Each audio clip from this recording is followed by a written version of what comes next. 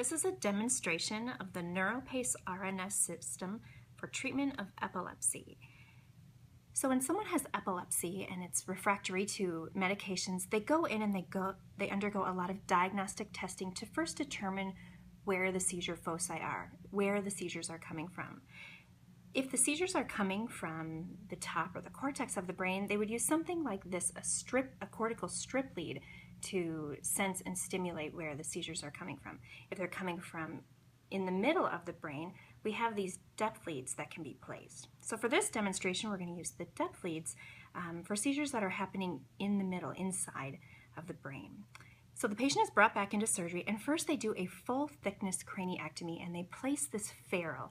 And this ferrule will house the device, and it'll make sure that the device is invisible so that there's nothing protruding out of the skin.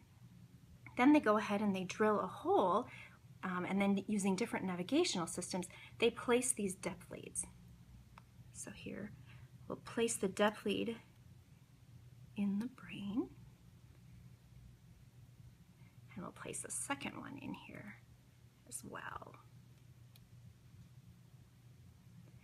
And then the ends of these leads are connected into what is called a connector cover. And as you can see, they're labeled 1 and 2. And that's to show the doctor exactly what lead that he's looking at when he reads the data later on. So we'll connect this one into port 2, and we'll connect this one into port 1.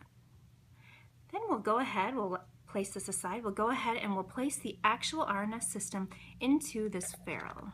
So we just place it in, and using this little handy screwdriver, we'll lock it into place to make sure that it doesn't move or go anywhere.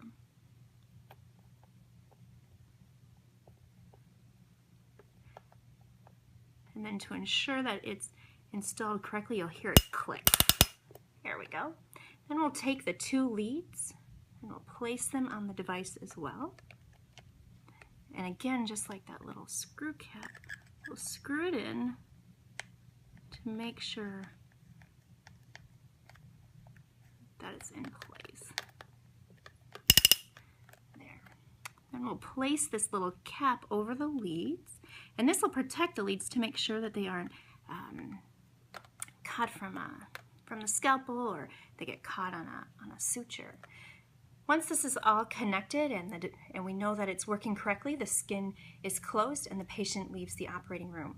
When the patient leaves the operating room, the device is detecting brain activity 24 hours a day, 7 days a week, and when it detects something abnormal, it'll stimulate it to prevent a seizure from happening.